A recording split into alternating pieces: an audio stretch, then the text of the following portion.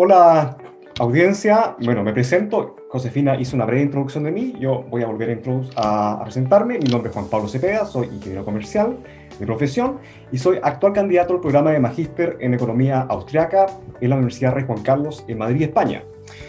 Y bueno, como Josefina les señaló, yo me encuentro en estos momentos en Sydney, Australia. La diferencia de horas de 14 es bastante significativa, así que yo estoy un poco adelantado en el tiempo. Bueno, el tema de esta charla es sobre la dinámica del intervencionismo gubernamental en la economía. Y yo los temas a tratar en esta charla son los siguientes. Voy a partir por definir de manera bastante precisa lo que es el intervencionismo y para esto yo voy a dar un ejemplo para que podamos entenderlo mejor. Posteriormente a esto, yo voy a dar a conocer los tipos de intervencionismo existentes en una sociedad llevado a cabo por el Estado, que son tres. Son la intervención autística, que está todo relacionado con temas de censura, persecución política, también las cuarentenas hoy en día. Después me pasaré a la intervención binaria, que son todos los temas relacionados a los impuestos, y en lo cual yo me voy a enfocar mayoritariamente en esta charla. Posteriormente a esto voy a exponer de manera bastante somera lo que es la intervención triangular, que es todo relacionado a temas de control de precio, producción, licencia, barreras de entrada. Pero este tema lo va a tratar Esteban Viana en profundidad el día 10 de junio en una de sus sesiones, así que los dejo cordialmente invitados. Y en la parte final de esta exposición voy a explicar o voy a dar los determinantes que, valga la redundancia, determinan lo que un país es libre o es intervenido. Bueno, ¿qué es el intervencionismo? El economista de la escuela austriaca, Murat Rothbard, en su obra El hombre, la economía y el Estado, él hace una breve explicación de lo que es intervencionismo. A propias palabras mías, el intervencionismo es la aplicación de una fuerza física que es agresiva por parte de una persona o por parte de una institución, que en este caso es el Estado, sobre las decisiones libres y soberanas de otro grupo de personas en una sociedad, obligándoles a estas a que tomen otro curso de acción distintas a como ésta la haría en un contexto de libertad. Y el economista de la escuela austríaca, Murat Rothbard, ya fallecido hace muchos años atrás, él señala que el intervencionismo es la intromisión de una fuerza física agresiva a la sociedad que provoca sustitución de acuerdos voluntarios por acciones coercitivas. Y yo, para que esto quede un poco más claro, yo quisiera darles un ejemplo bastante práctico. Imaginemos que está Juanito en la calle con todas sus pertenencias, su chaqueta, su teléfono celular, y de repente se acerca un asaltante con una pistola y asalta a Juanito. Entonces, el asaltante le exige, en este caso a Juanito, que le entregue todas sus pertenencias. Está aplicando fuerza física sobre Juanito, pero Juanito no quiere entregar sus pertenencias. Pero el asaltante está obligando a Juanito a que tome un curso de acción que él no quiere hacer, que es entregar sus cosas. En el caso que Juanito se niegue, bueno, Juanito podría ser asesinado. Es así más o menos como funciona un intervencionismo. Ahora, siguiendo con Murray Rothbard, él categoriza la intervención realizada por el Estado en tres tipos: la autística, la binaria y la triangular. Ahora bien, ¿por qué el Estado, que es el interventor por naturaleza, en el fondo, por qué el Estado tiene este derecho a intervenir? ¿Por qué? Porque el Estado posee el monopolio de la fuerza física dentro de una sociedad, que es totalmente legal, legítima. Y cuando yo hablo de monopolio de la fuerza física, esto quiere decir que el Estado no tiene ningún tipo de competencia con otras instituciones en la cual estén aplicando a su vez fuerzas físicas sobre la sociedad, sino es el Estado que posee el monopolio de la fuerza física. Entonces, pasemos a la intervención autística. La intervención autística consiste básicamente cuando una persona o una institución, en este caso el Estado, obliga o prohíbe a otra persona a que haga algo. Pero en este tipo de intervención el Estado no está recibiendo ningún bien o servicio a cambio. O sea, quiere decir que el Estado decreta: usted tiene que hacer esto o no tiene que hacer esto. ¿Cuáles son los ejemplos más cotidianos de la intervención autística? Bueno, tenemos el caso de la censura, coerción a la libertad de expresión. Remontémonos muchos años atrás en la ex Unión Soviética, especialmente durante el gobierno o el régimen de Joseph Stalin, donde había mucha gente que estaba en contra de su régimen, y muchas de estas personas eran asesinados, eran encarcelados, o muchos también ellos eran llevados al frío de Siberia, a estos campos de concentración llamados los Gulag, en donde la gente tenía que trabajar prácticamente 20 horas al día para poder subsistir. Ahí tienes un tipo de intervención autística, un tipo de censura. Esta gente era llevada porque la censuraban, porque estaban en contra del régimen de Stalin. También tenemos en la actualidad censuras, por ejemplo, en la libertad de expresión en Venezuela, en Cuba, en Corea del Norte, en donde prácticamente solamente la televisión, la radio, la prensa escrita tiene que dar a conocer eh, temas que estén totalmente alineados con los gobiernos comunistas de esos países. En el caso que tú tengas una prensa libre que transmita o que informes cosas acerca o en contra del Estado, de los regímenes, tú podrías ser encarcelado, eres sacado de circulación. Ahí tienes un tipo de intervención autística. O también pasa en China en la actualidad con el Internet. La gente es coartada en sus libertades. Y el Internet no es libre en China. La gente no puede, por ejemplo, acceder libremente a las redes sociales, postear. El gobierno comunista chino te revisa todo. ¿Qué pasa ahora en la actualidad? ¿Qué tipo de intervención autística la gente está experimentando a nivel mundial? Las famosas cuarentenas debido al COVID-19. El Estado a ti te prohíbe, usted tiene que quedarse en casa. Usted no puede salir si no tiene un salvoconducto. Solamente puede hacer sus cosas, puede ir al médico, puede ir a pasear a su perro, a hacer deporte, solamente con un salvoconducto. Si usted no lo tiene, usted podría ser encarcelado o multado. El Estado ahí está aplicando fuerza, está aplicando intervención autística, porque el Estado te dice lo que tú tienes que hacer, pero no recibes nada, el Estado no recibe ningún bien o servicio a cambio. Pasemos ahora a la intervención binaria. Acá el Estado obliga a un grupo de personas a realizar un intercambio con el mismo Estado, pero en este caso el Estado va a tener bienes y servicios a cambio. Fíjense bien en la palabra intercambio. Siempre la palabra intercambio se asocia a un contexto de libre mercado. O cuando tú vas a comprar, por ejemplo, vas a una tienda departamental y compras un computador. En una relación de intercambio libre, siempre van a haber dos partes que salen ganando. Va a haber una relación totalmente simétrica, perdón, en donde el vendedor gana y el comprador gana. Cuando tú eres comprador en una transacción o un intercambio, tú valoras mucho más el dinero el bien que estás recibiendo que el dinero que entregas, y a su vez el vendedor valora mucho más el dinero que él recibe que el bien que está entregando. Pero acá existe otro tipo de intercambio que es una relación totalmente asimétrica. Es decir, existen dos partes, que es el Estado y es la parte que está siendo intervenida o el que el Estado le obliga a tomar un curso de acción distinta. ¿Cuál es ese intercambio? Es una relación asimétrica, porque el Estado obliga a otra persona a tomar un curso, obliga a un intercambio, pero esta parte sale perdiendo. Entonces, uno gana a expensas del otro. ¿Y cuáles son los ejemplos más cotidianos de la intervención binaria? Bueno, tenemos hace muchos años atrás la esclavitud, en donde prácticamente hay un señor feudal que obligaba a otras personas a trabajar por él y recibía a cambio muy poco, un plato de comida, un techo, pero más que eso no. ¿Y cuáles son el tipo de intervención binaria por excelencia que hace el Estado? Son los impuestos. Y dicho sea de paso, siempre se ha discutido que la esclavitud representaba un impuesto al 100%. Y si tú pagas, por ejemplo, un impuesto a la renta del 30%, eres 30% del Estado. ¿Qué son los impuestos? Yo creo que a muchos aquí de ustedes le aman pagar impuestos, ¿no? Bueno, los impuestos, como dice la información oficial, son tributos que obligatoriamente las personas naturales, como tú, como yo, como personas jurídicas, como las que son las empresas, deben pagarle al Estado para que el Estado lleve a cabo todo su programa de gasto público. Siempre ha existido discusión si los impuestos son robo, o es un deber que deben pagar los ciudadanos, o es una confiscación. Ha existido un largo debate sobre esto. Dicho sea de paso, con respecto a si los impuestos son obligatorios o no, hace no muchos años atrás Noruega se hizo un experimento social en donde durante un mes se planteó la idea de que los impuestos fueran voluntarios, solamente por un mes. Y adivinen qué pasó. Muy pocas personas pagaron, creo que reunieron algo de 1.150 euros. Ahí te da a conocer que los impuestos no son voluntarios, nadie quiere pagarlos. Bueno, uno de los economistas de la escuela austríaca, Ludwig von Mises, él no tenía una opinión muy positiva acerca de los impuestos, más bien bastante negativa, y en muchas de su obra él se refirió de mala manera a los impuestos. Yo rescaté acá tres citas de Ludwig von Mises, en la cual él señala de que los impuestos siempre representan un castigo al éxito. O sea, entre tú más exitoso eres en la sociedad, mientras más te dediques a satisfacer bienes y servicios para la gente, el Estado te castiga más con impuestos.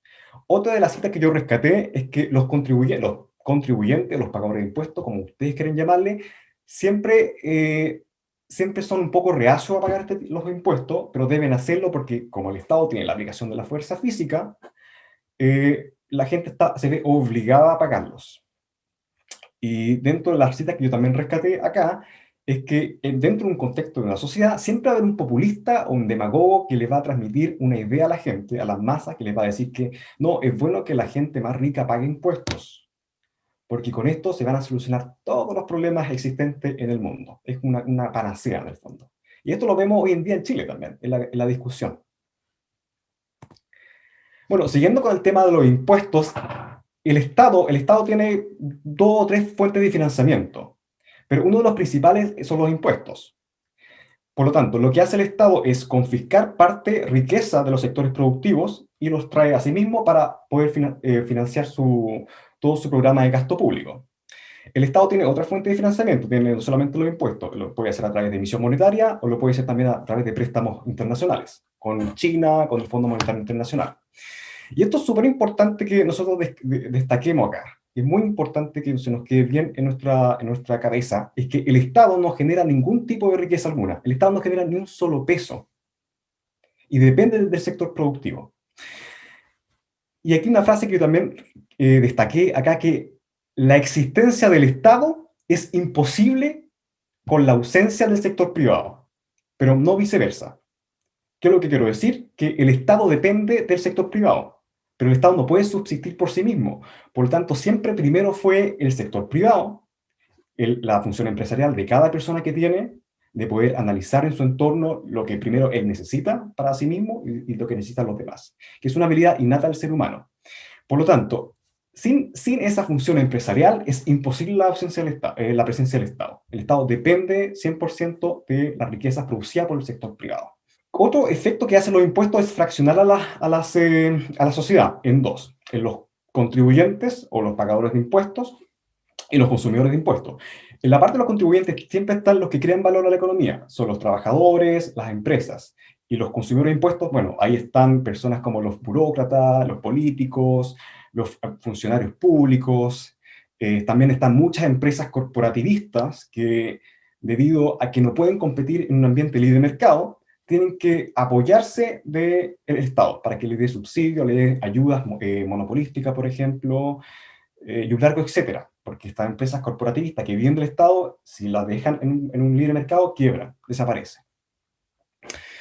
Bueno, uno de los economistas, sociólogos y economistas también alemán, ya muchos años fallecido, Franz Oppenheimer, él expone en una de sus obras que los individuos tienen dos maneras de poder satisfacer sus necesidades, que a través de intercambios voluntarios, que él se refiere a ello como el trabajo propio, que tú cuando trabajas, tú intercambias tu conocimiento, tu energía, a cambio de dinero. Eso es totalmente voluntario, porque tú en el fondo nadie te obliga, nadie pone una pistola en tu cabeza para que tú puedas trabajar. Y está a través del robo, que es la apropiación del trabajo ajeno, que existen hoy en día gente, sobre todo de los sectores burócratas, que viven de los impuestos de los demás y no producen ningún valor a la economía. ¿Cómo se clasifican los impuestos? Bueno, a rasgos generales hay dos tipos de impuestos, que son los impuestos directos y los impuestos indirectos. El impuesto directo siempre son tributos que se graban directamente al patrimonio, a los ingresos, a las posesiones de las personas jurídicas naturales. ¿Cuáles son los ejemplos más cotidianos? Los impuestos a la renta, los impuestos corporativos. Esto yo me voy a enfocar también importantemente en las próximas diapositivas. Están los impuestos indirectos, que son tributos que no graban directamente al patrimonio y a tus ingresos, pero sino que más bien graba a la utilización de estos. Por ejemplo, que si tú no gastas nada de tu ingreso o no utilizas tu patrimonio, tú no pagas esos impuestos indirectos. Por eso los ejemplos, el impuesto al valor agregado, que todos ustedes lo conocen, y el impuesto específico a los combustibles, que no mucha gente lo conoce, pero día a día está pagándolos cuando echa combustible a su vehículo. Partamos con el impuesto a la renta. El impuesto a la renta yo creo que muchos de ustedes son felices pagándolo, ¿no es cierto? Los pagan libres y voluntarios. Bueno, el impuesto a la renta es un tributo que deben pagar todos los asalariados. Lo pagan de manera mensual, lo pueden pagar de manera progresiva o proporcional, dependiendo de la legislación tributaria de cada país. ¿En qué consiste más o menos esto? Cuando un impuesto a la renta es progresivo, es que la carga tributaria va aumentando a medida que tú vas ganando más. En cambio, cuando es proporcional, que solamente existe un porcentaje fijo. Por ejemplo, pagas el 20% de un salario que ganas de 400.000 pesos y va a ser el mismo porcentaje, 20% si ganas 10 millones de pesos. En el caso de Chile, este impuesto a la renta se conoce como el impuesto único de segunda categoría, para los sueldos, salarios y pensiones, y es de carácter progresivo. ¿Y cómo funciona esto? Cuando tú ganas, por ejemplo, un sueldo mínimo que está en 326.000 pesos hasta los 700.000 pesos, tú eres exento de pagar el impuesto a la renta, no pagas nada. Cuando tú ganas sobre 700.000 pesos, ya tú tienes que pagar impuesto a la renta. Si vas ganando mucho más, la carga tributaria es mucho mayor. ¿Cuáles son los efectos del impuesto a la renta? Esto a grandes rasgos. Imaginemos, por ejemplo, si el Estado decidiera aumentarte tu impuesto a la renta en 1 punto, 2 puntos porcentuales. ¿Cuáles son los efectos? Que el asalariado va a poseer menos poder adquisitivo. O sea, es decir, que ese asalariado ahora va a poder adquirir menos, va a poder comprar menos para su propio consumo. La utilidad del trabajo disminuye. O sea, ¿esto qué quiere decir? Que ahora cada hora que tú trabajas, tu trabajo te va a proporcionar menos dinero. Otro de los efectos de los impuestos de la renta son de que existen ciertos incentivos en los cuales le hacen al asalariado no querer trabajar mucho. Por ejemplo, si un asalariado trabaja 45 horas a la semana y él decide, mira, el Estado me está cobrando mucho impuesto, me conviene reducir las horas laborales de 45 a 40 horas. Y él lo va a dedicar a mucho más ocio. ¿Qué pasa acá? Veámoslo esto en el agregado. Si mucha gente decidiera tomar esta decisión, va a pasar de que va a disminuir la producción de bienes y servicios y por lo tanto los consumidores van a poder acceder a menos bienes y servicios. Otra consecuencia es que la utilidad marginal de los ingresos aumenta. ¿Qué es lo que quiere decir? Que ya el asalariado, al ganar mucho menos, cada unidad monetaria a él lo va a valorar mucho más. Un ejemplo sencillo, que 100.000 pesos para una persona que gana 500.000 pesos vale mucho más que esos mismos 100.000 pesos para personas que ganan 10 millones de pesos. Hay mucha gente que no se puede permitir ganar menos o ver disminuida su salario. Lo que tiene que hacer, porque tiene múltiples gastos, no sé, tiene gastos tiene que pagar el tratamiento a una persona, a un familiar, tiene muchas deudas, tiene que pagar el colegio de los niños, o la señora gasta mucho en la casa. Entonces, esa persona, para poder, en el fondo, no ver disminuida su salario, tiene que aumentar obligatoriamente sus horas de trabajo, su carga laboral. Y esto, obviamente, tampoco es sano, porque va a estar, en el fondo, va a tener menos tiempo para él, para su familia, para el esparcimiento, para el ocio. Y esto lleva también a muchas consecuencias negativas, depresiones, crisis de ansiedad, y si esto lo vemos en el gran agregado, bueno, ¿qué es lo que va a pasar? Que vamos a tener una sociedad mucho más enferma, van a aumentar la hora de los psicólogos y las pastillas antidepresivas. ¿Qué son las famosas contribuciones? Yo creo que muchas personas han escuchado y siempre lo relacionan a lo que es la propiedad. Y uno dice contribuciones, uno ve esta palabra y dice, contribuciones viene de contribuir, es una acción voluntaria, yo pago cuando yo quiero. No, no es así. Representa un eufemismo solamente. Y las contribuciones son tributos que son aplicados a sobre el avalúo fiscal de las propiedades, casas, departamentos, y se dice que este monto es recaudado para ser destinado a las municipalidades, para sus gastos.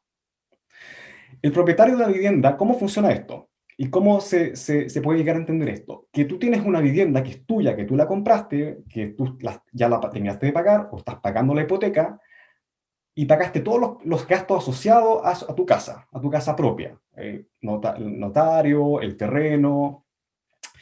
Y lo que está pasando acá, en el fondo, es que tú tienes que igual pagarle un arriendo al Estado por tu casa propia. Esto más o menos es como decirle que yo tengo que pagarle al Estado por respirar, aunque los pulmones sean míos y aunque el aire esté disponible para todos. Tú tienes que pagarle un arriendo al Estado, que es obligatorio. En caso de que tú no te niegues a pagar esas contribuciones, el Estado te puede embargar tu casa. O sea, es como tu casa propia, pero no lo es a la vez.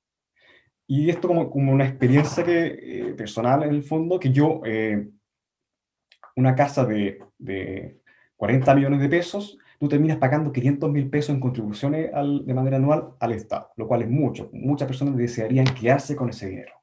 Los impuestos corporativos. que en Chile se conoce como el impuesto de primera categoría, que son impuestos que gravan a las rentas provenientes del capital, empresas, ya sean las grandes empresas, empresas comerciales, industriales, mineras y servicios.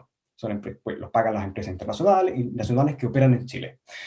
Yo acá tengo un cuadro de cómo este impuesto ha ido evolucionando a través del tiempo en los últimos 20 años y yo me quiero, bueno, esta información es dada a partir del 2002. Y si ustedes ven acá, desde el año 2002 hasta aproximadamente el 2012, este impuesto ha ido subiendo, ¿sí? Pero de manera bastante lenta, lo cual es un porcentaje más o menos tolerable para las grandes empresas. Pero curiosamente, a partir del año 2014 a la fecha, este impuesto ha ido creciendo de manera progresiva, del 20 hasta el 27%. ¿Qué nos dice esto y por qué causó esto? ¿Quién causó el aumento de este impuesto de manera vertiginosa? Fue gracias a la reforma tributaria de Michelle Bachelet en su segundo gobierno, en la cual dicha reforma contemplaba el aumento de muchos impuestos para las grandes empresas. Y este impuesto creció al 27%, lo cual trajo efectos pero totalmente negativos al crecimiento del país. Ya disminuyó bastante la inversión porque le aumentaste la carga tributaria a muchas empresas. Ya las empresas poseen ahora menos acumulación de capital, menos inversión y menos trabajo y nos perjudica a todos los ciudadanos. Y si antes Chile crecía a una tasa en torno al 8%, no quiero irme más atrás, no quiero decir que crecíamos al 10%, al 11% el año 90 porque me da depresión. Pero vamos a enfocarnos al año 2002 hasta la fecha. Si crecíamos, por ejemplo, al 7%, ya a partir de la reforma tributaria de Bachelet, cuando se aumentó este impuesto, el país empezó a crecer en torno al 1 o 2%. Chile, como pertenece a la OCDE, el promedio de la OCDE con respecto a este impuesto es del 23% y estamos sobre la OCDE, sobre el promedio. Los fondos de utilidades tributables o la famosa FUT. No sé si alguno de ustedes ha escuchado de la famosa FUT y cómo este nació y cómo también fue lamentablemente eliminado durante la reforma tributaria de Michelle Bachelet. Bueno, este impuesto, ¿cómo nació? No es un impuesto, es un beneficio tributario. ¿Cómo nació? Debido a la gran crisis económica que experimentó Chile, o que fue víctima Chile en el año 82, que fue una crisis internacional, el país estaba muy golpeado por dicha crisis, lo cual el gobierno militar en esa época, con el fin de hacer frente a esta crisis y con el fin, por lo tanto, de aumentar el ahorro, incentivar la inversión, la creación de empleo, decide llevar a cabo esta unidad de fondos tributables, que es la famosa FUT. ¿En qué consiste esta FUT? De que todas las empresas en la cual retuvieran sus utilidades, no las repartieran y decidieran reinvertir, estaban exentas de pagar impuestos a sus utilidades retenidas. Que lo que quiere decir que si tú ganabas tu dinero, tu empresa, y si tú no pagabas o si tú no retirabas esas utilidades, tú no tenías que pagar impuestos a esas utilidades que tú retenías. Porque lo que quería hacer en este caso el gobierno militar era incentivar el ahorro. Este famoso FUT fue muy importante para el crecimiento del país, muy importante. Permitió que aumentara la inversión, aumentara el stock de capital y el país empezó a crecer en torno a tasas del 8%. Si antes la pobreza era del 60%, ya al finales de los años 80 o en los 90, el país redujo la pobreza en 8%, lo cual fue muy importante este FUT. ¿Y qué pasó después de este FUT? Bueno, durante la reforma tributaria de Bachelet, este beneficio tributario para las empresas que retuvieran sus utilidades fue eliminado.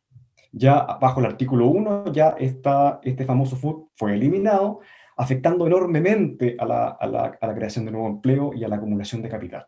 ¿Y para qué decir? La inversión y el crecimiento económico. Fue eliminado. ¿Cuáles son las consecuencias ahora de los impuestos? Bueno, más o menos yo me refería a estos en segundos atrás, pero los impuestos siempre van a generar disminución en los ahorros genuinos, en la cual en un contexto de libertad económica habría habría muchos ahorros para invertir. Pero lo que hacen los impuestos es aumentar la carga tributaria sobre estos ahorros y, por lo tanto, muchas empresas van a optar por no invertir tanto, sino van a consumir más. Y siempre deteriora los impuestos, los incentivos de los productores. Los productores, al ver, obviamente, al tener mucho mayor carga tributaria, ya prácticamente los productores van a decir, no me conviene seguir invirtiendo. Agarro todas mis cosas y me voy a invertir en otra parte, donde haya menos impuestos. Con respecto a la asignación de los factores, siempre se ve obstaculizada debido a estos impuestos. Más o menos lo mismo como yo lo señalé. Mucho empresario va a decir, bueno, no, la verdad es que el Estado está metiéndose mucho en mi asunto, en las inversiones que yo voy a realizar, y no, desincentiva enormemente la función empresarial. Bueno, pasemos ahora radicalmente a los impuestos indirectos. Y voy a partir hablando del IVA. Yo creo que muchos de ustedes conocen lo que es el IVA. Cuando van al supermercado, ustedes ven el recibo de su compra y ven IVA 19%. Esto es un impuesto indirecto que grava que grava el consumo doméstico de todos los bienes y servicios. En Chile es del 19%. Obviamente todos los países poseen este impuesto y va variando en porcentaje. Y es un impuesto indirecto que es obligatorio para todas las personas que van a comprar.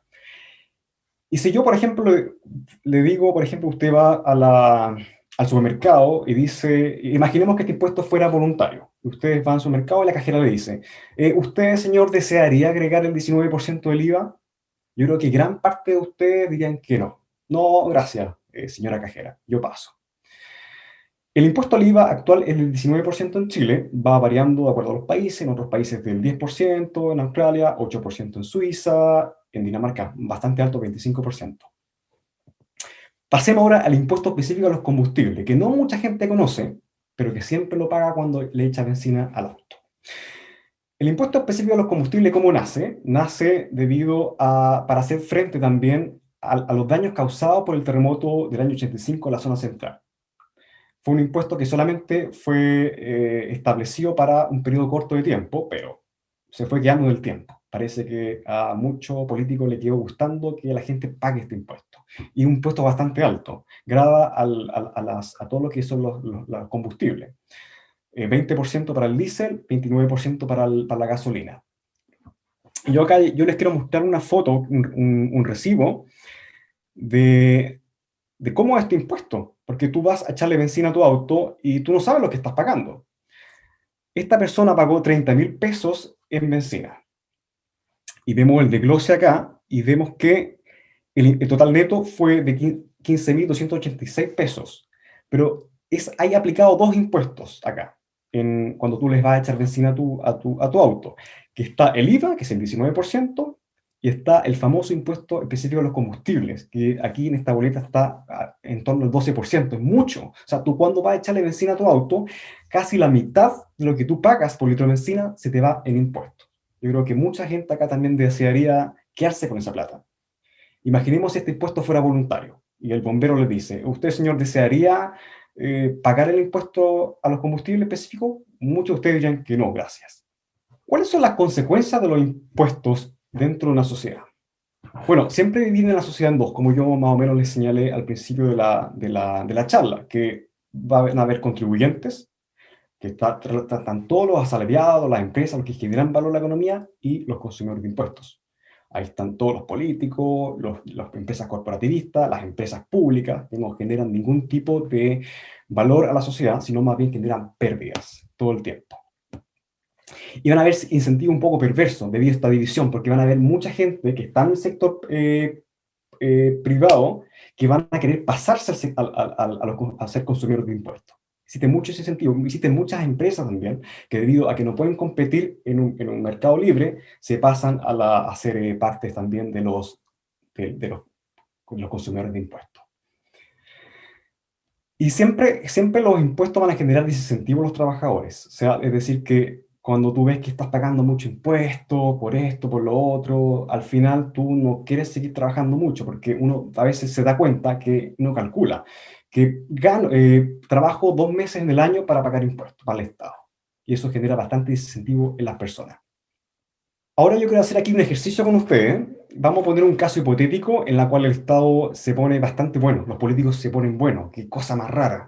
Y vamos a asumir lo siguiente, vamos a asumir que que el impuesto del IVA disminuye en Chile del 19 al 8%, lo cual es mucho, y vamos a asumir de que el Estado decide eliminar de cuajo el impuesto específico a los combustibles, lo cual sería beneficioso para toda la gente, porque eso va a traer como consecuencia que tú tengas mucho más poder adquisitivo en tu bolsillo. Vas a poder gastar ahora más o vas a poder ahorrar más en lo que tú quieras. Imaginemos, ¿qué pasa? En el caso que se disminuyan estos impuestos, se elimina el impuesto específico a los combustibles, ahora vas a tener mucho más dinero para ti, para tú gastar. Imaginemos que gran parte de esa persona decide consumir, va a aumentar su consumo y va a consumir, por ejemplo, en alimentos, en ocio, o en diversión, en lo que ustedes quieran. Y como está aumentando la demanda de algunos productos, muchas empresas dicen, uy, está aumentando la venta de mis productos, necesito aumentar la oferta para hacer frente a esa demanda existente. Lo que está generando a su vez es que esas mismas empresas que aumentaron su oferta necesiten demandar trabajo, factores de producción, y un largo etcétera. Y a su vez esas empresas que proveen de factores de producción también tienen que aumentar su producción y requieren más trabajo, lo cual es muy bueno porque va creando dinamismo en la economía. O la otra parte, si gran parte de esa gente decidiera, por ejemplo, con ese excedente, ahorrar. Asumamos que esa persona va a ahorrar en un banco, va a guardar su plata, ese ahorro en su banco, lo cual también es bastante bueno porque esa plata se está moviendo. ¿Y cómo se mueve? Que ahora los bancos tienen mayor solvencia económica. Los bancos ahora tienen mayor dinero, y lo que hace cuando el banco tiene mayor solvencia económica, más dinero, más ahorros reales, lo que hace es que las tasas de interés bajen de manera natural. Y eso es muy atractivo para muchas empresas, para muchos inversionistas, porque ahora es mucho más fácil endeudarse. Y hay muchas empresas que tenían proyectos postergados, ahora ven con buenos ojos invertir. Y eso también trae dinamismo a la economía. Van a invertir en lo que ustedes quieran, un edificio, va a requerir mayor trabajo, mano de obra, va a requerir también aumento en los factores de producción, y es así como se va construyendo una economía sana, una economía libre, en donde todos nos vemos beneficiados.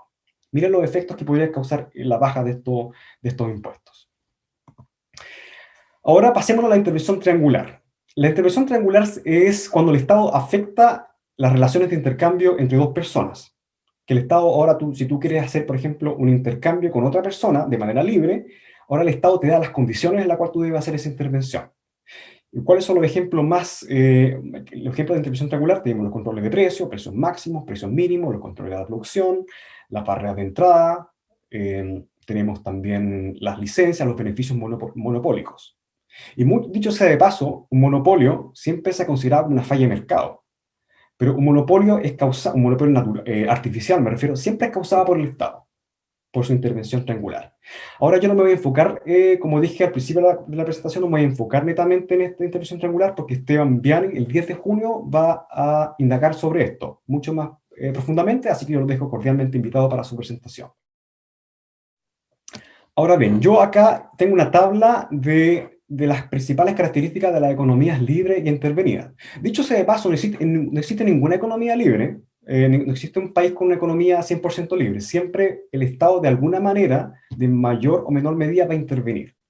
Por eso siempre hay estados que intervienen más o intervienen menos. ¿Qué pasa en una economía libre o menos intervenida? Que las personas siempre actúan de manera libre toman decisiones de acuerdo a lo que más les conviene.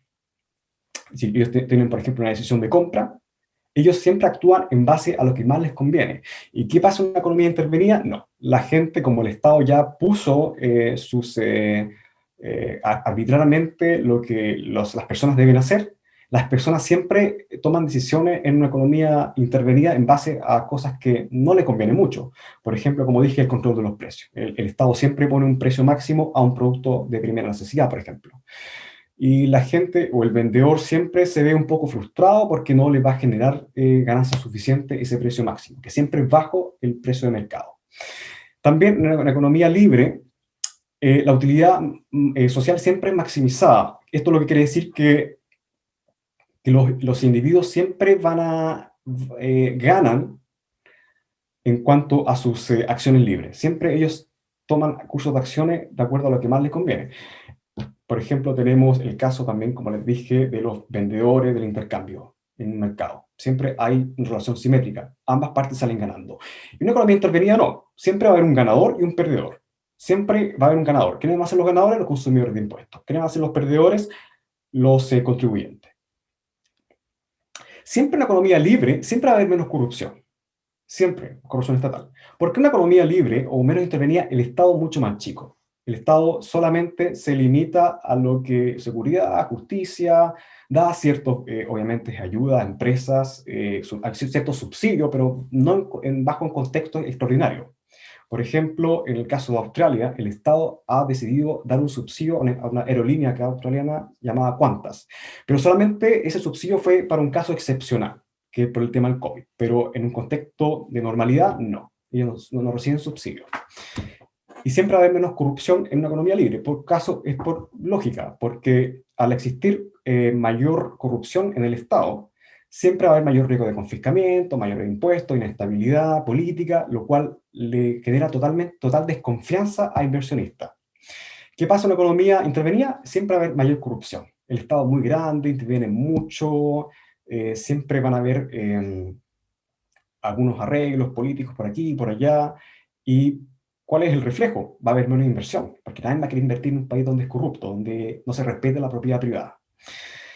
Siempre en una economía libre, siempre van a haber menores o prácticamente inexistentes barreras de entrada a la función empresarial. ¿Qué es lo que quiere decir? Que en una economía libre, el Estado no te va a imponer a ti no te van a poner muchos impuestos para que tú empieces tu negocio. Siempre va a haber fluidez, mayor fluidez cuando tú vas a empezar un negocio o cuando una persona o un inversionista del extranjero invierte en tu país. No van a haber tarifas a los productos exportados. Va a ser muy fácil inscribir tu empresa. Va a haber mayor fluidez. En una economía intervenida no pasa eso. Siempre las barreras de entrada son mayores. Siempre el Estado, a través de la intervención triangular, pone una serie de trabas para que tú empieces tu negocio o para que nuevos inversionistas vengan a tu país a invertir. Tarifas altas, por ejemplo, a las importaciones. Al final, nadie va, con todas esas barreras de entrada existentes, nadie va a querer invertir. Y no va a haber valor a la economía.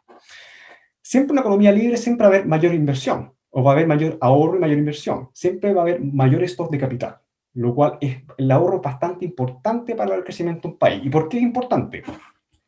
Por la sencilla razón que tú tienes, por ejemplo, una empresa que fabrica zapatos y fabrica 1000 zapatos al día. Tú para poder fabricar esos zapatos, para comprar los factores de producción, para pagarle también a tus trabajadores, necesitas de ahorros previos antes, de utilidades retenidas de antes. Tú tienes que usar esos ahorros que tú tienes para poder fabricar hoy día, porque después obviamente todo lo que fabricas tienes que venderlo después. O cuando comienzas un negocio, tú necesitas ahorros previos de antes. Entonces, cuando el Estado interviene en esto, dice, por ejemplo, vamos a poner un impuesto a tus ahorros o a tus utilidades retenidas para poder producir. Estás coartando la producción, estás impidiendo de que haya mayor inversión, porque ya tienes menos ahorros para seguir el proceso productivo. Y en una economía intervenida pasa eso, hay menos ahorros.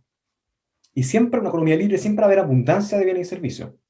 Siempre. Siempre el inversionista o el empresario va a estar produciendo porque hay demanda existente, no hay barreras de entrada, los precios máximos prácticamente no existen, se respetan. En cambio, en una economía intervenida no pasa eso. Siempre va a haber precios máximos a los productos, a los bienes y servicios. Eso lo vemos, por ejemplo, en Cuba, en Venezuela. Vemos las largas colas. Hay escasez debido también a que el Estado ha decidido poner precios máximos. Son precios a los cuales nadie quiere producir porque no generan ningún tipo de utilidad. Yo acá tengo el ranking de las economías más libres. Este es el ranking que corresponde al año 2020. Y nosotros vemos acá en la primera parte del ranking los países más desarrollados, en donde existe mayor libertad económica, en donde el Estado no interviene prácticamente en nada en la función empresarial. Tenemos Singapur, Nueva Zelanda, Australia, Suiza e Irlanda. Son los países que son más prósperos porque el Estado no aplica mucha carga tributaria a la función empresarial, sino los deja en su libertad, lo cual es muy bueno. ¿Y qué pasa en estos países? Se respeta, por ejemplo, el Estado de Derecho. El Estado de Derecho se respeta, o sea, hay respeto a tu propiedad privada. El gobierno es bastante limitado en cuanto a intervenir también. Existe eficiencia regulatoria y hay total apertura comercial. Es muy fácil invertir en esos países. ¿Qué pasa con los países más represivos? Vemos la tabla acá en esta parte de abajo. Los países reprimidos son totalmente distintos. El Estado es muy grande, el Estado interviene en todo, la producción, los precios, lo cual nadie quiere invertir en un país así. Y eso nos perjudica, le perjudica a toda la gente. En la actualidad, Chile se encuentra en el lugar número 19, que lamentablemente Chile ha ido cayendo de manera significativa en este ranking. Hace el año 2014, más o menos, antes de la reforma tributaria de Bachelet, estábamos en el lugar número 7, estamos muy bien posicionados, pero Chile ha ido decayendo debido también a la gran carga tributaria que se le ha impuesto a las empresas. Lo vemos hoy en día, por ejemplo, no hay riesgos de confiscamiento de empresas, no se está respetando la propiedad privada, también está todo este ambiente de la constituyente, lo cual genera bastante incertidumbre a los inversionistas, lo cual Chile está perdiendo competitividad. Yo quiero hacer aquí un contraste también entre dos países que conozco bastante bien, que es Chile y Australia. ¿Por qué Chile es subdesarrollado y por qué Australia es un país tan desarrollado? ¿Cuáles son los factores que determinan esto? Bueno, en Chile hay alta inestabilidad política, sobre todo en los últimos 2 años. Ya, si tú tienes inestabilidad política, estás generando desconfianza en tu país para que haya inversión. En Australia hay estabilidad política, lo cual también hace que los inversionistas se sienten bastante seguros. No hay riesgo de confiscamiento y la ley a ti te garantiza de que se va a respetar tu propiedad privada.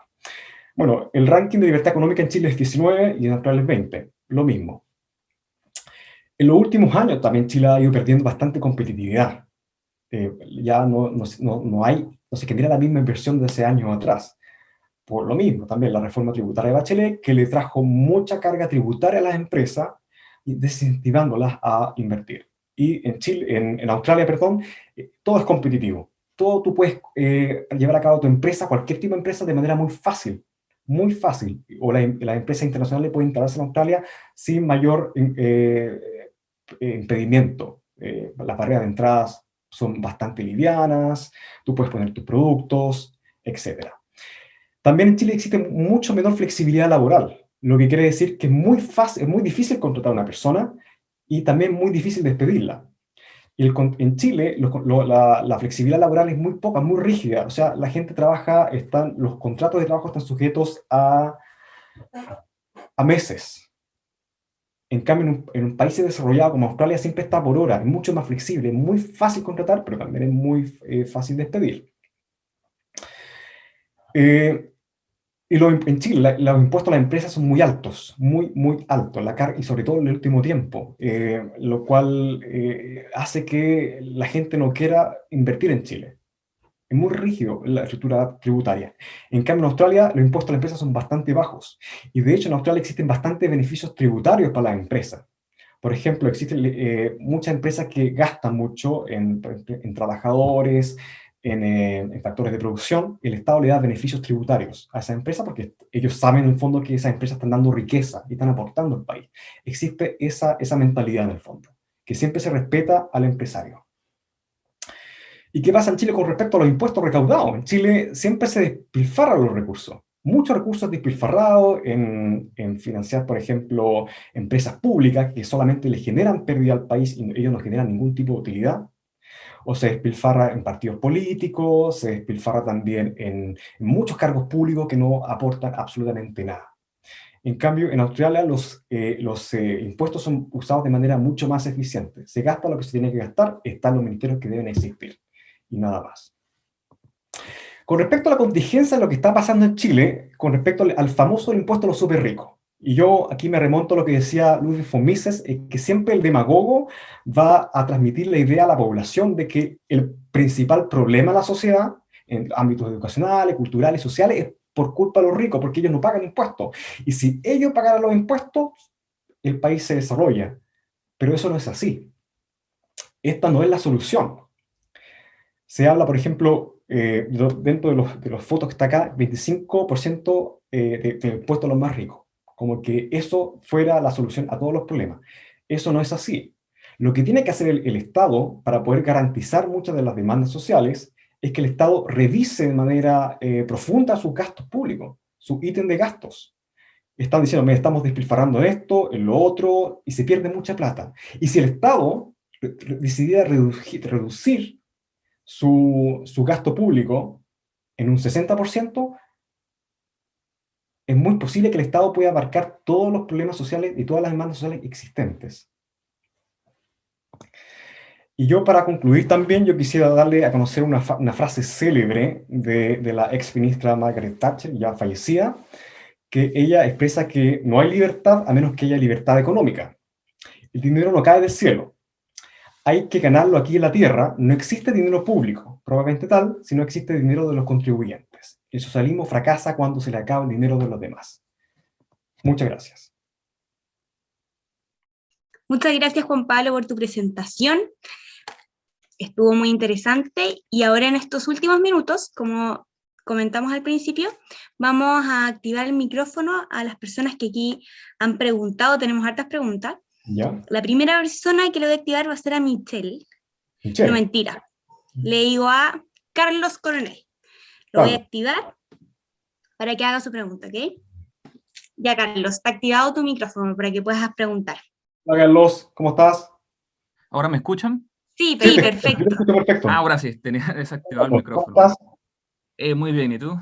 Muy bien, también. Sí, gracias por tu presentación, Juan Pablo. Mi pregunta es bastante corta. Considerando que la reforma de Michelle Bachelet, la reforma tributaria, bueno, fue un desastre, ¿qué fue lo que tuvo que hacer el gobierno de Sebastián Piñera para remendar o revertir los cambios de la reforma de Bachelet? ¿Por qué no logró revertir los cambios? ¿O le faltó apoyo en el Congreso? ¿Le faltó más celeridad? ¿Qué fue lo que no hizo y qué fue lo que tuvo que hacer? Sebastián Piñera en sí no hizo nada. No cambió ni una coma la reforma tributaria de Bachelet. Él siguió con las mismas políticas de Michelle Bachelet. Y tampoco hubo una intención de poder cambiar esta reforma tributaria tan perjudicial para el país. Pero no sé si él tuvo la intención en su campaña política de hacer cambios a esta reforma tributaria. No lo ha hecho. Y con respecto si él tuvo el suficiente apoyo en el Parlamento, bueno, en ese caso, yo, te lo soy sincero, lo desconozco, pero Sebastián Piñera nunca mostró interés en cambiar la reforma tributaria. Él siguió en su programa de gobierno. Vale, muchas gracias, Juan Pablo. Ahora tenemos la pregunta de Francisco Jerez, que te voy a activar el micrófono. Hola, Francisco. Hola, ¿qué tal? ¿Se escucha? Sí, te escucho perfecto. Buenos días por allá. Bueno, mi pregunta es si sería beneficioso para el país reincorporar el FUT y, de ser así, ¿por qué no se ha hecho todavía? Absolutamente, Francisco. Es importante que el FUT se reincorpore. Eso te va a permitir a ti también, a muchas empresas, a que no paguen impuestos a sus utilidades retenidas. Y va a causar, obviamente, también aumentos en la inversión. Pero veamos una cosa, Francisco. Hay muchos impuestos también asociados. No sé si el FUT puede ser importante reincorporarlo, porque tú tienes que ver el contexto de cómo está el país ahora, inmerso en una enorme incertidumbre. Por lo tanto, no sé si el FUT podría ayudar en este momento de incertidumbre, de tema de asamblea constituyentes, o temas de que se ha asegurado de parte políticos que no se va a respetar la propiedad privada. Entonces, el FUT sería muy beneficioso en un contexto de normalidad, pero dada la circunstancia en Chile, yo no sé si ayude mucho, la verdad. Muchas gracias, Francisco, por tu pregunta. Ahora tengo a Trinidad Ariancibia, que voy a activar su micrófono también. Hola, Trinidad. Trinidad, ¿nos escuchas? Ahí está. Hola, Trinidad. ¿Me escuchas? Sí, te escucho perfecto. Ya. Mi pregunta era que al principio dijiste como esto de que el Estado en sí no podía existir sin los privados porque no crea riqueza, pero si las empresas fuesen públicas, digamos, venderían y generarían riqueza, ¿o no? Sé que sería ineficiente como por la falta de competencia, pero en presencia como de un buen administrador, en teoría debería funcionar y generar riqueza igual, ¿no? Es que lo que pasa es que hay una cosa importante para señalar, Trinidad. El Estado en sí no es empresario. No existe empresa pública como tal que te va a generar utilidades. ¿Por qué? Porque el Estado, la plata del Estado viene de otra parte. En la función empresarial, cuando tú tienes tu empresa, siempre pones tu capital, tu plata. Y por lo tanto, tú asumes los riesgos, tú asumes los beneficios y también asumes las pérdidas. Pero en el Estado no. El Estado siempre tiene que, el Estado empresario en sí no existe, porque ellos no asumen ningún tipo de pérdida. Y por tanto necesitan los incentivos para mejorar, para generar utilidades. Si el Estado pierde en una transacción, por ejemplo en Codelco, se pierden tantos millones de dólares, eso a nadie le duele. El que toma la decisión no pierde nada. ¿Quiénes pierden? Los contribuyentes. Tenemos otra pregunta de Oscar. Ahí te activé el micrófono. Hola, Oscar. Hola, hola, ¿se escucha? ¿Cómo estás?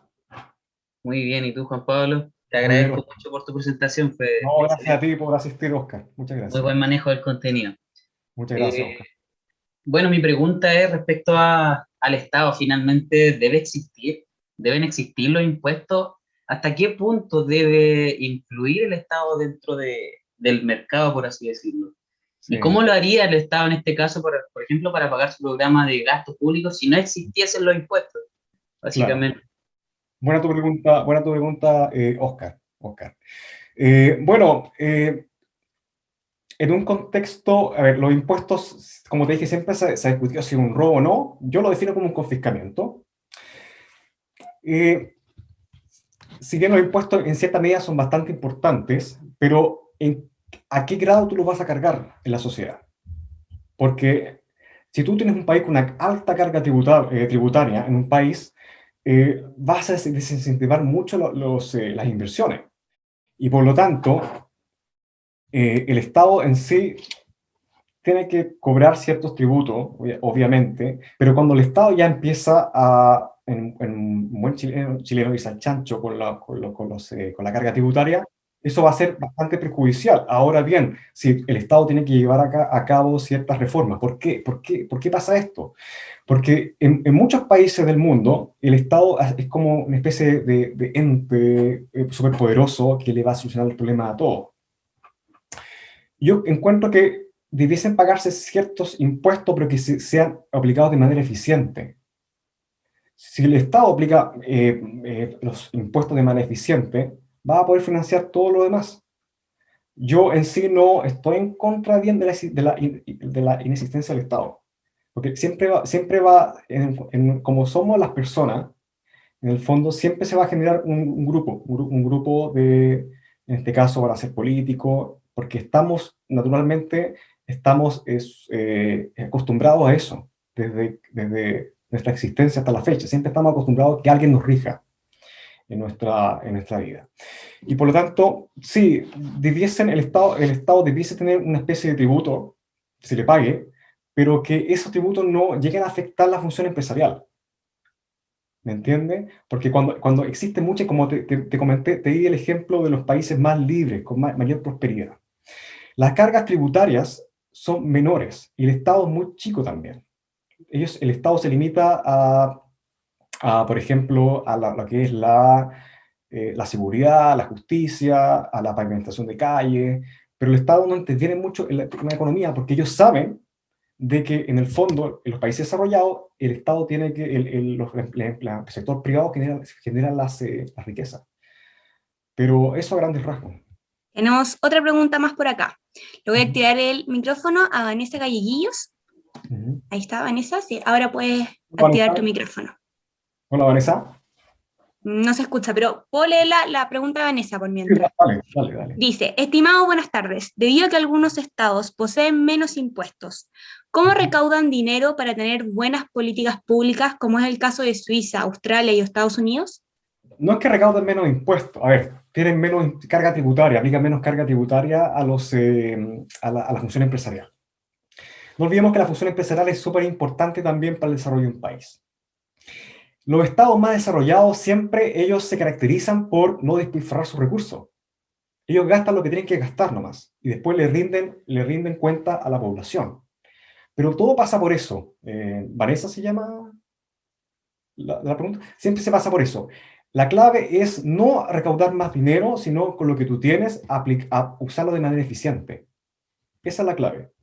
Perfecto. Acá voy a activar a Carlos Verde. Le voy a activar el micrófono para que esté atento.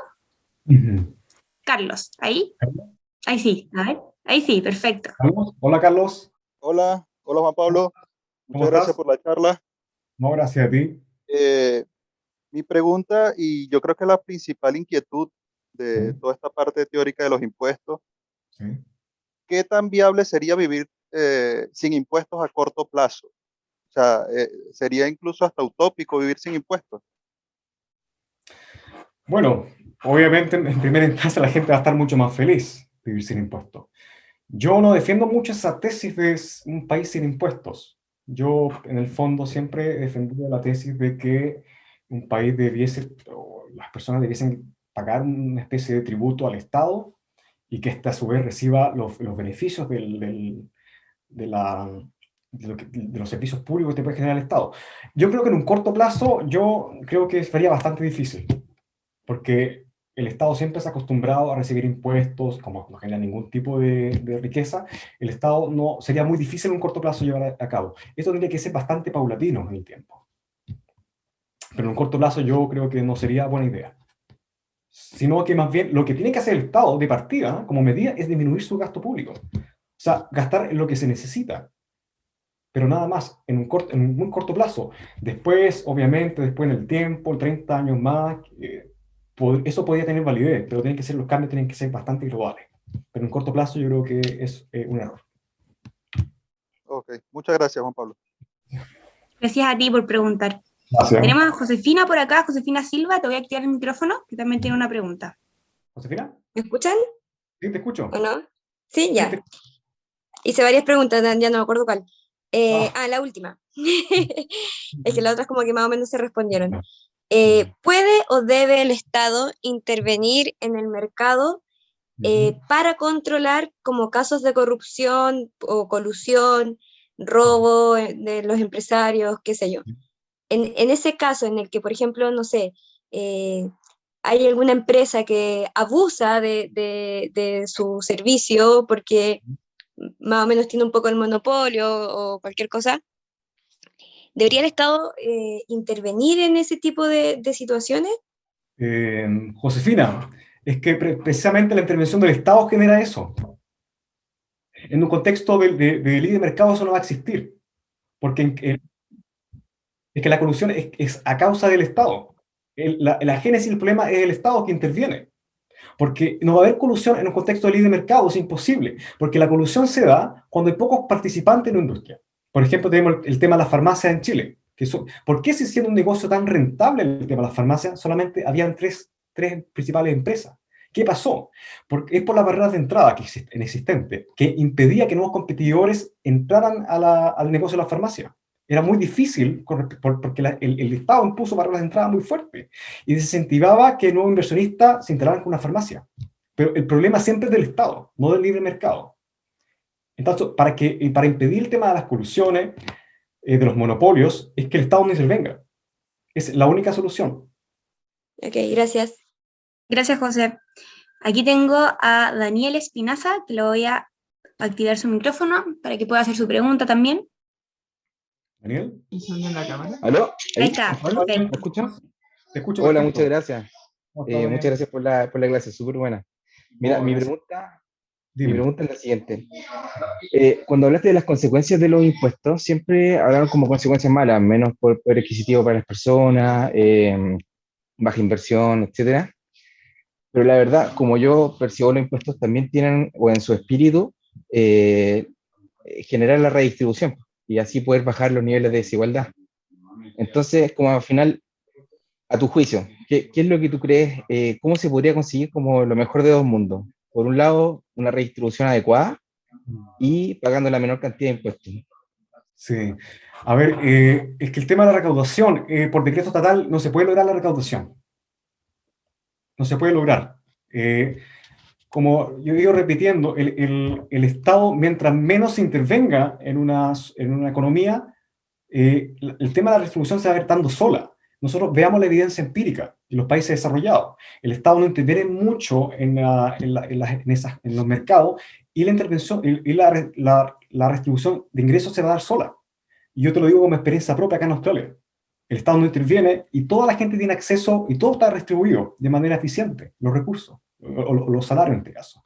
Entonces, lo que quiere hacer el Estado, siempre cuando el Estado hace algo, por ejemplo, quiere ayudar a un grupo de personas, a la larga siempre la termina perjudicando. Eso es lo que pasa. Con respecto a tu última pregunta, ¿cuál es mejor, qué se puede lograr para lograr una redistribución? Y no me acuerdo la otra parte de tu pregunta, si me la puedes repetir. Bajos niveles de carga impositiva y una Sí. redistribución adecuada. Es que es lo mismo. O sea, yo te digo, cuando tú tienes baja carga tributaria, por ejemplo, para las empresas, en el fondo a la larga vas a causar distribución de ingresos y mayores salarios, porque esas empresas van a estar invirtiendo. Porque ahora como no tienen menos carga tributaria, ahora es mucho más rentable invertir. Y cuando hay más inversión, hay más trabajo y eso a la larga nos beneficia a todos. Pero el problema parte por la excesiva intervención del Estado. Muchas gracias. Por acá tenemos a Ariel Pizarro, que también tiene una pregunta que tiene muchos me gusta, así que están muy interesados. Hola, Ariel. Ahí te activé el micrófono. Ahí está. ¿Cómo estás, Ariel? ¿Cómo estás? Todo bien, gracias, todo bien. Gracias. ¿Y usted? Muy bien. Qué bueno. Oiga, mire, tengo esta pregunta. Lo que pasa es que hay un candidato presidencial. Hay un candidato presidencial muy, muy famoso y con mucho apoyo acá en Chile, que dice lo siguiente: los países desarrollados, cuando tenían el mismo ingreso per cápita que Chile, tributaban el 34%. En Chile hoy se recauda el 21% del PIB para hacer funcionar al Estado. ¿Es necesario hacer una reforma tributaria que sea capaz de recaudar entre 7 y 10 puntos del PIB y más cerca del 10 para cerrar esa brecha? Entonces mi pregunta es, ¿qué opina respecto a ese dicho? Si es comparable Chile con los países desarrollados, ¿qué se compara ahí y si es viable lo que él quiere hacer en nuestro país en este tiempo? ¿Quién es el candidato? El candidato es Daniel Jadwe. Daniel Jadwe, perfecto. No, totalmente discrepo con su afirmación. No, o sea, él está incurriendo en una falacia. Cuando tú, eso, no sé dónde él habrá sacado esa fuente de información, pero eso no es así. Para que tú, en los estados anteriormente siempre estaban limitados a cierto tipo de impuestos, tributos, muchos años atrás, pero en muchos países se han ido incorporando más impuestos, carga tributaria, y al final es la misma respuesta que doy a todos. O sea, eso es imposible. Solamente existen muchas leyes o muchas leyes en la economía que están son bastante similares a las leyes de la física. Si tú botas un objeto a cierta distancia pesado, cae rápidamente. En la economía pasa lo mismo. Tú no puedes aumentar muchas cargas tributarias a las personas en las empresas porque las terminas perjudicando enormemente. Y también si aumentas las cargas tributarias a las empresas, y nos perjudica a todos nosotros. No es como que, por ejemplo, solamente perjudicas a uno y beneficia al otro, nos perjudican a todos nosotros. Ahora bien, no es importante cuánto tú recaudes en impuestos, sino lo importante es cómo tú gastas esos impuestos. Porque como te señalé, en la región latinoamericana es una de las regiones en la cual el gasto público es bastante ineficiente, se despilfarra mucho. Entonces, lo que hay que enfocarse es no cuánto se recauda, sino cómo se gastan esos recursos. Eso es lo que yo te puedo señalar respecto a tu pregunta. Súper, muchas gracias. Nos queda otra pregunta por acá de Catalina Richards, que la voy a activar su micrófono también. Hola, ¿se me escucha? Sí, te escucho. ¿Cómo estás? Bien, bien, gracias. Muchas gracias por la ponencia. No, gracias a ti por participar. Estuve leyendo un poquito cuando estábamos hablando sobre el tema de los países desarrollados y de la carga tributaria que tienen, y busqué en Google como por curiosidad y leí que entiendo que la OCDE tiene algunos países que tienen una carga tributaria del 40% de su PIB o más. Leí que lideraba Francia y otros países desarrollados, y yo me imagino que tú sabes cuáles, dice Dinamarca, Bélgica y otros más. Claro. Mi pregunta era si estos altos impuestos que permiten que esos países se desarrollen de mejor forma es porque la administran de manera eficiente, y además de eso, si estos países serían casos especiales de economías intervenidas, porque ya que tienen como una alta carga tributaria, pero además generan harta inversión y competencia, ¿cómo se relaciona eso? Bueno, si bien, claro, hay algunos países desarrollados que tienen mayor carga tributaria, en sí, es verdad, pero a su vez tienen muchos beneficios tributarios.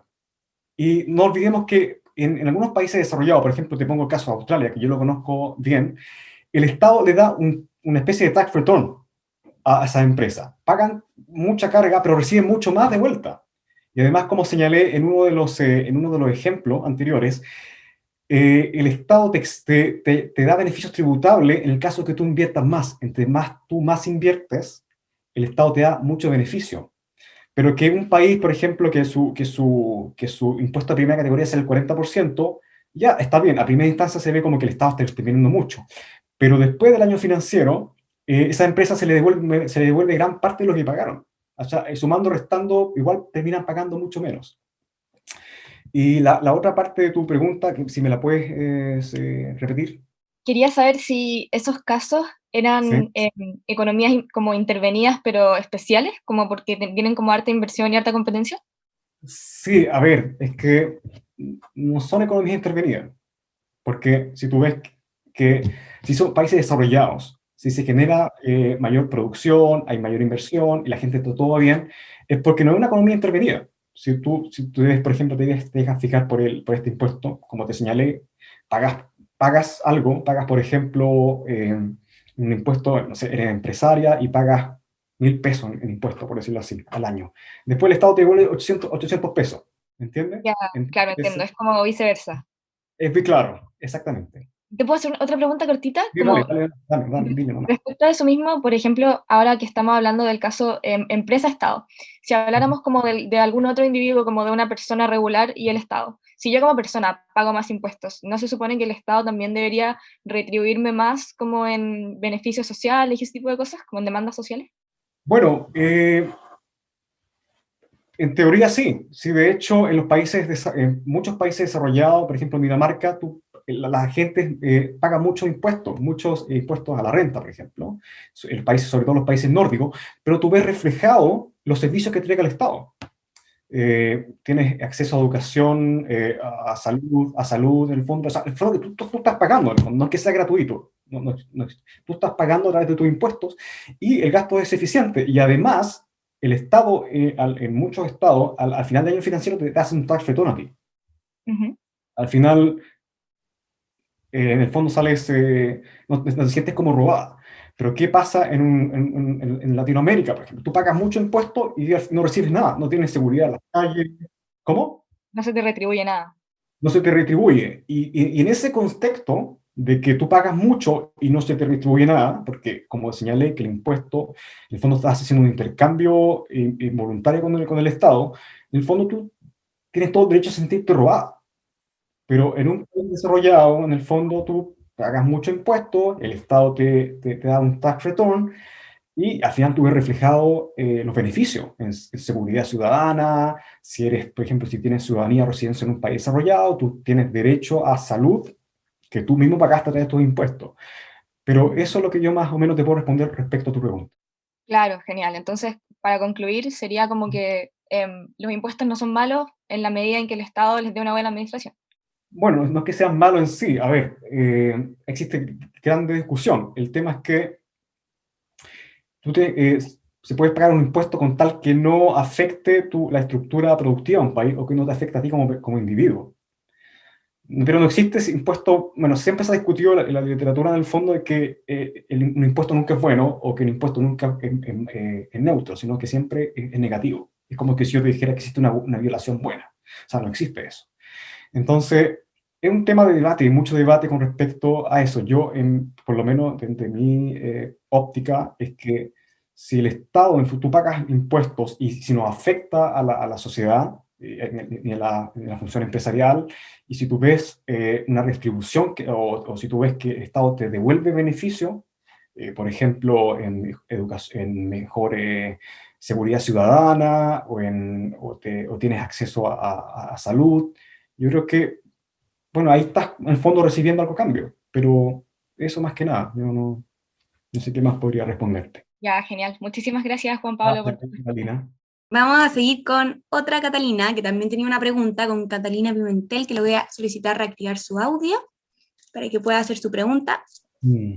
Hola, Catalina. Si quieres la puedo hacer yo por mientras. Sí, ole, Último, ahí si se arregla. La Catalina pregunta, en base a lo que has estudiado, ¿cuál es tu visión con respecto a los mercados negros? Son actividades que no recaudan, pero que en ocasiones surgen por la necesidad de las personas de transar bienes que no se pueden encontrar abiertamente, como en Venezuela. Sí. O para actividades comúnmente ligadas al crimen, como las drogas. Claro. Bueno, siempre partamos de la base que el surgimiento de los mercados negros es producto de la intervención del Estado. El Estado, pareciera que estuviera hablando de que el Estado es el problema de toda la humanidad. Bueno, el mercado negro parte por intervención del Estado. Por ejemplo, tenemos el caso de la intervención de los precios máximos, en donde, ¿qué es lo que pasa ahí en el fondo? Es que una persona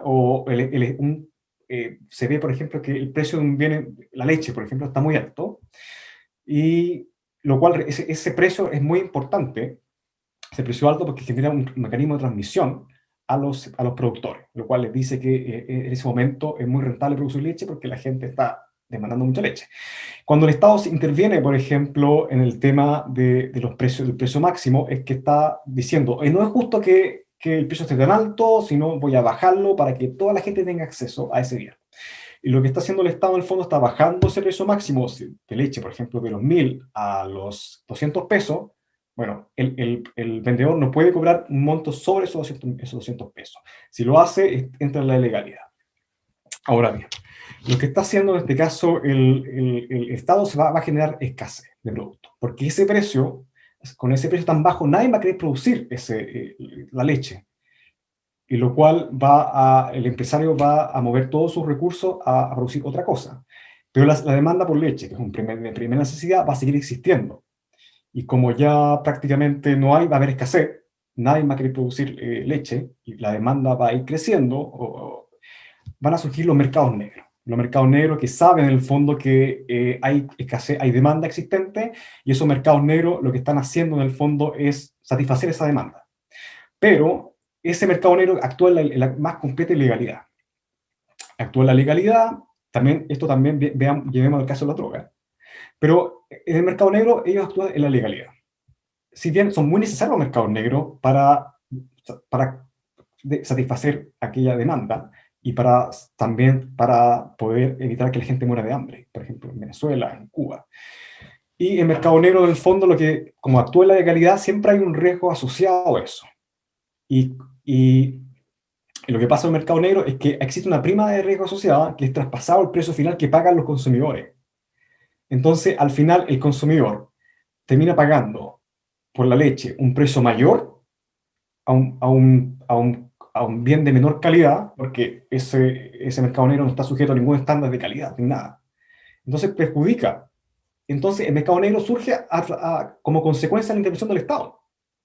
Pero en el mercado libre no van a haber mercado negro. Lo mismo pasa con la droga. Surge la droga, que es un mercado negro, porque el Estado ha decidido imponer que la venta de droga es ilegal. Entonces, como hay demanda existente, hay gente que quiere consumir drogas, ellos se ofrecen y entregan este producto, en este caso la droga, y actúan en la legalidad. Y siempre hay asociado crímenes, también como esta actividad, el mercado negro es bastante ilegal, hay un riesgo asociado. Pero eso más que nada, es todo parte del Estado. Gracias. Y voy a activarle a Joaquín Cisterna para que haga la última pregunta. Hemos preguntado harto, nos quedan hartas también, pero virtud del tiempo. Que me envíen las preguntas al correo y yo las voy a responder.